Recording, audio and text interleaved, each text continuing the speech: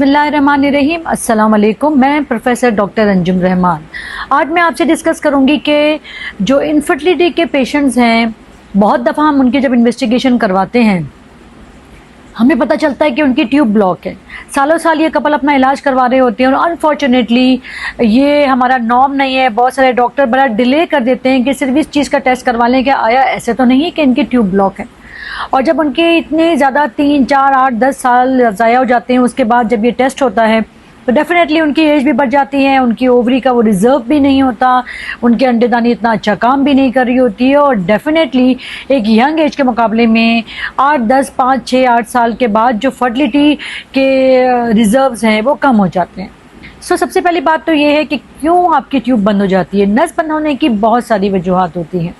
Number 1 हम ले लें कि कंजेनाइटली आपकी बच्चेदानी और नस नॉर्मल नहीं बनी है। ये बड़ा कॉमन तो नहीं है, मगर हो सकता है कि बच्चेदानी अब नॉर्मल शेप की हो, बच्चेदानी कंप्लीट बनी ना हो, उसमें अब नॉर्मलिटी है और उसके साथ हमारी जो ट्यूब है जिसको हम फिलिपिन ट्यूब या नस कहते हैं वो भी अब नॉर्मल हो। उसके बाद हो सकता है कि आपको बहुत पुराना इन्फेक्शन हो जिसको हम क्रॉनिक पेल्विक इन्फ्लेमेटरी डिजीज़ कहते हैं, जिसमें आपको नलों में भी इन्फेक्शन हो जाता है, बच्चेदानी में भी इन्फेक्शन हो जाता है। इतना ज़्यादा इन्फेक्शन हो सकता है कि खुदा ना खास्ता आपकी ट्यूब बंद हो जाए या ट्यूब बंद ना हो, वो इतने ज़्यादा सूज जाएं कि वो नॉर्मल काम ही नहीं कर सकें। एक बात बड़ी इंपॉर्टेंट है कि ट्यूब का खुले रहने के अलावा इंपॉर्टेंट चीज़ होती है कि ट्यूब नॉर्मल काम भी कर रहे हो। अगर ट्यूब आपके खुले में मगर नॉर्मल काम नहीं कर रहे तो उसका भी कोई फ़ायदा नहीं है। इसके अलावा सेक्सुअली ट्रांसमिटेड इन्फेक्शन मैं पहले भी आपसे डिस्कस कर चुकी हूँ। कुछ इन्फेक्शन होते हैं जो कॉन्टैक्ट से या सेक्सुअल पार्टनर से शिफ्ट होते हैं, कुछ ऐसे होते हैं जो जिसका इससे ताल्लुक़ नहीं होता। सेक्सुअली ट्रांसमिटेड इन्फेक्शन स्पेशली बहुत इंपॉर्टेंट वजह है आपके बच्चेदानी को ख़राब करने की, आपकी नसों को बंद करने की और इसकी वजह से इनफर्टिलिटी होने की। वो एक अलग बात है कि इसके साथ आपको बहुत सारे प्रॉब्लम्स होते हैं, जैसे पेशाब का इन्फेक्शन, नलों में तकलीफ होना, कमर में तकलीफ रहना, वो एक अलग इशू है। मगर उसके साथ ये भी एक बड़ी कंसर्न एब्नॉर्मलिटी है या कंसर्न ऐसी बीमारी है जो आपको आगे जाके इनफर्टाइल कर सकती है। फिर एंडोमेट्रियोसिस, खून की रसूली, ये बड़ी इंपॉर्टेंट चीज़ है।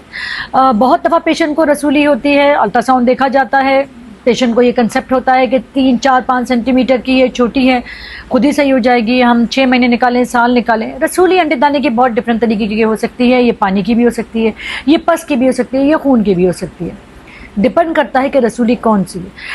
रसूलियाँ बहुत सारी किस्म की होती हैं। हमारा मिसकंसेप्ट ये होता है कि ये पानी की रसूली है, ये खुद ही सही हो जाएगी। पेशेंट इस बात से घबराते हैं कि ऐसा ना हो डॉक्टर हमें ऑपरेशन के लिए कहते, मगर अनफॉर्चुनेटली जो खून की रसूली होती है ये बड़ी इंपॉर्टेंट रीज़न है इनफर्टिलिटी की।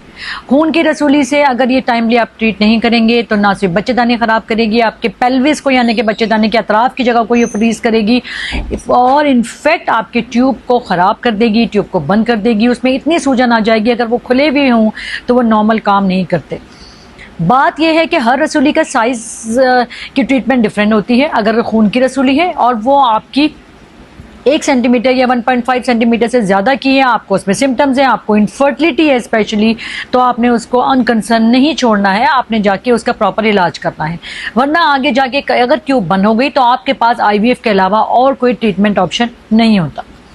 फिर इसके अलावा हो सकता है कि आपको अंदर जो है कोई टियोमैस हो, जिसको हम पस कहते हैं। पस का मास और ट्यूबरकुलोसिस हमारी कम्युनिटी में बहुत कॉमन है। हम ज़रूरी नहीं होता, पहले ज़माने में आता कि टीबी सिर्फ खून की खांसी आती थी, अब टीबी किसी भी जगह का हो सकता है। आपको हो सकता है कि हाथ में एक पस हो गया उसमें टीबी आ जाए, थाई में पस हो गया उसमें टीबी आ जाए, बच्चेदानी के अंदर टीबी हो जाए सिर्फ, या वही इन्फेक्शन जो है टीबी का वो आपकी ट्यूबों को बंद कर दे। अगर आपके बच्चे नहीं हैं, इम्पॉर्टेंट बात यह है आपने इसका वेट नहीं करना है। होता यह है कि हम सारी ट्रीटमेंट करवाते जाते हैं, खून के टेस्ट भी करवा लिए, ट्यूब के टेस्ट हम बड़ा देर से सोचते हैं। याद करें आपकी उम्र चाहे वो मेल की हो चाहे फीमेल की हो, ये बड़ा इंपॉर्टेंट रिस्क फैक्टर है आपकी फर्टिलिटी को कम करने में।